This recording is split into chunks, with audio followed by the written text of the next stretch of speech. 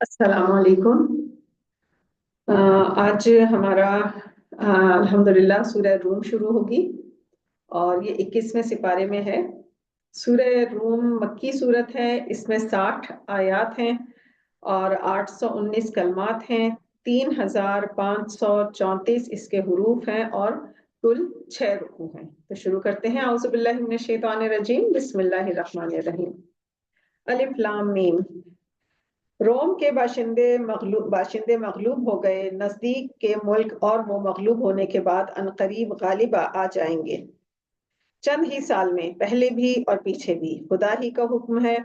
और उस रोज ईमान वाले खुश होंगे, यानी अल्लाह की मदद से वो जिसे चाहता है मदद देता है और वो जबरदस्त रहम वाला है। अल्लाह अपने वादे के खिलाफ नहीं करता, लेकिन अक्सर लोग नहीं जानते। दुनिया की जाहिरी जिंदगी को जानते हैं और आखिरत से गाफिल हैं। क्या उन्होंने अपने दिलों में गौर नहीं किया कि अल्लाह ने आसमानों और जमीन को और जो कुछ इन दोनों में है उनको हिकमत से और एक वक्त मुअय्यना तक के लिए पैदा किया है। और बहुत से लोग अपने रब से मुलाकात का इनकार करते हैं। अस्तगफिरुल्लाह। क्या उन लोगों ने जमीन में फिर कर नहीं देखा कि जो लोग उनसे पहले थे उनका अंजाम क्या हुआ। वो जोर और कुव्वत में उनसे कहीं ज्यादा थे। उन्होंने जमीन को जोता और उसको उनसे ज्यादा आबाद किया। और उनके पास उनके रसूल निशानियां लेकर आए थे, तो अल्लाह ऐसा ना था कि उन पर जुल्म करता, बल्कि वो अपने आप पर खुद जुल्म करते थे। फिर जो बुरे थे उनका अंजाम भी बुरा हुआ, इसलिए कि उन्होंने अल्लाह की आयत को झुटलाया और उनका मजाक उड़ाते रहे। अल्लाह खलकत को पहली बार पैदा करता है और वही उसको दोबारा पैदा करेगा। फिर तुम उसी की तरफ लौटाए जाओगे, और जिस रोज कयामत बर्पा होगी, गुनाहगार ना उम्मीद हो जाएंगे और उनके शरीकों में से कोई उनका सिफारिश करने वाला ना होगा। और वो अपने शरीकों से मुनकिर हो जाएंगे, और जिस रोज कयामत बर्पा होगी उस रोज वो अलग अलग हो जाएंगे। बस जो ईमान लाए और अच्छे काम करते रहे वो बहिश्त के बाग में खुशहाल होंगे। और जो कुफ्र करते रहे और हमारी आयत और आखिरत के पेश आने को झुटलाते रहे वो अजाब में गिरफ्तार होंगे। तो तुम अल्लाह की तस्बीह किया करो सुबह के वक्त और शाम के वक्त। और आसमानों और जमीन में उसी की तारीफ की जाती है, और पिछले वक्त और जब दोपहर हो। वो जिंदा को मुर्दा से निकालता है और मुर्दा को जिंदा से निकालता है, और जिंदा करता है जमीन को उसके मरने के बाद, और इसी तरह तुम भी जिंदा किए जाओगे। और उसी के निशानात और तसरुफात में से है कि उसने तुम्हें मिट्टी से पैदा किया, फिर तुम इंसान होकर जा बजा फैल रहे हो। और उसी के निशानात में से है कि उसने तुम्हारे लिए तुम्हारी ही जिनसे औरतें पैदा की, ताकि उनकी तरफ माइल होकर आराम हासिल करो। और तुम में बाहिमी मोहब्बत और रहमत पैदा की। बेशक इसमें निशानियां हैं गौर करने वालों के लिए। और उसी की निशानियों में से है आसमानों और जमीन का पैदा करना, और तुम्हारी जबानों और रंगों का जुदा जुदा होना। बेशक इसमें निशानियां हैं जानने वालों के लिए। और उसी की निशानियों में से है तुम्हारा रात और दिन में सोना और उसके फजल का तलाश करना। बेशक इसमें निशानियां हैं सुनने वालों के लिए। और उसकी कुदरत की निशानियों में से ये है कि वो तुमको बिजली दिखाता है और खौफ और उम्मीद दिलाने को, और आसमान से पानी बरसाता है, फिर उसके जरिए से जमीन को जिंदा कर देता है उसके मरने के बाद। अक्ल वालों के लिए इसमें निशानियां हैं। और उसकी कुदरत की निशानियों में से ये है कि आसमान और जमीन उसके हुक्म से कायम है। फिर जब वो तुमको आवाज देकर जमीन में से बुलाएगा तो तुम निकल आओगे। जो कुछ भी जमीन और आसमान में है सब उसी का है। सब उसके जेरे हुक्म है, और वही खलकत को पहली बार पैदा करता है, फिर उसे दोबारा पैदा करेगा, और ये उसको बहुत आसान है। और आसमानों और जमीन में उसी की शान बुलंद है, और वो बहुत जबरदस्त हिकमत वाला है। वो तुम्हारे लिए तुम्हारे ही हाल की एक मिसाल बयान फरमाता है कि भला जब जिन लौंडी गुलामों के तुम मालिक हो, वो उस माल में जो हमने तुमको अता किया है तुम्हारे शरीक हैं।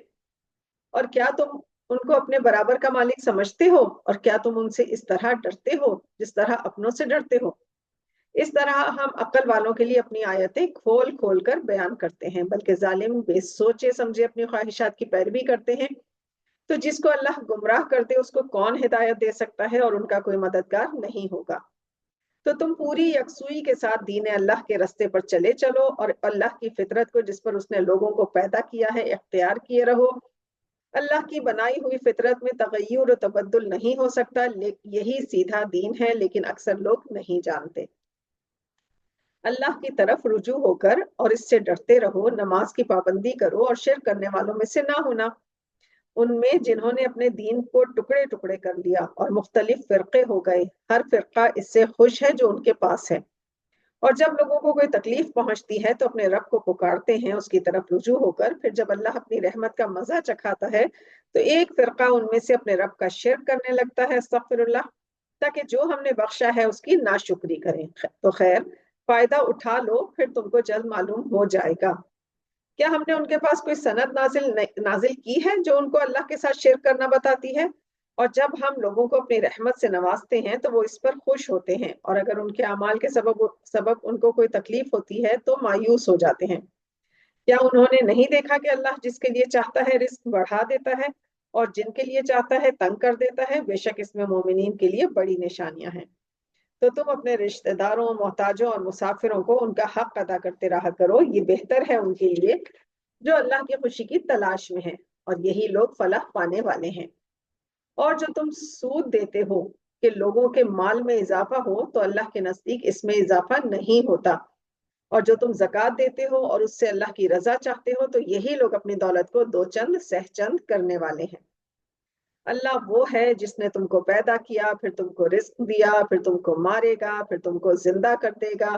کیا تم شریکوں میں بھی کوئی ایسا ہے جو ان کاموں میں سے کچھ کر سکے؟ وہ پاک ہے اور بالا تر ہے ان کے شرک کرنے سے۔ لوگوں کے اعمال کے سبب خشکی اور تری میں فساد پھیل گیا ہے، تاکہ اللہ ان کو ان کے بعض اعمال کا بدلہ دے، شاید کہ وہ باز آ جائیں۔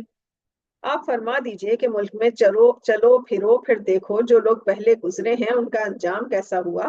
ان میں اکثر مشرک تھے، بس تم اپنا رخ اس سیدھے دین کی طرف رکھو، اس سے پہلے کہ وہ دن آئے جس کے لیے اللہ کی طرف سے ہٹنا نہ ہوگا۔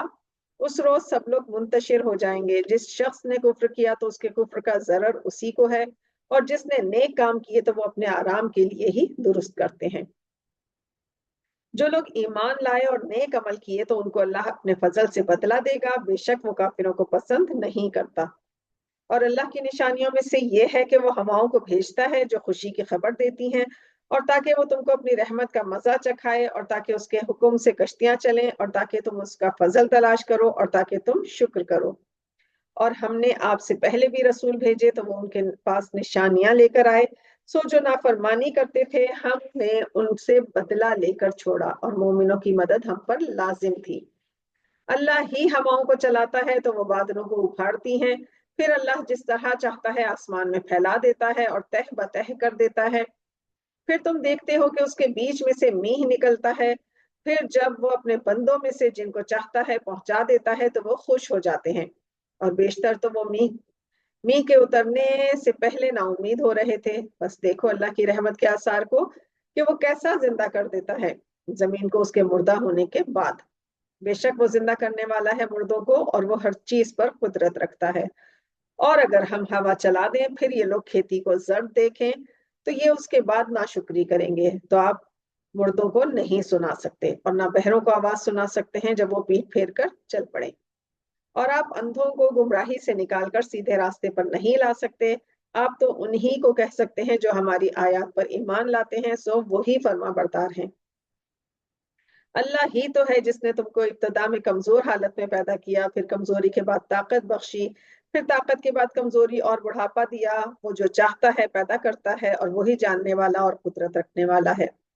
اور جس روز قیامت قائم ہوگی گناہگار قسمیں کھائیں گے کہ وہ دنیا میں ایک گھڑی سے زیادہ نہیں رہے، اسی طرح سے وہ رستے سے الٹے جاتے تھے۔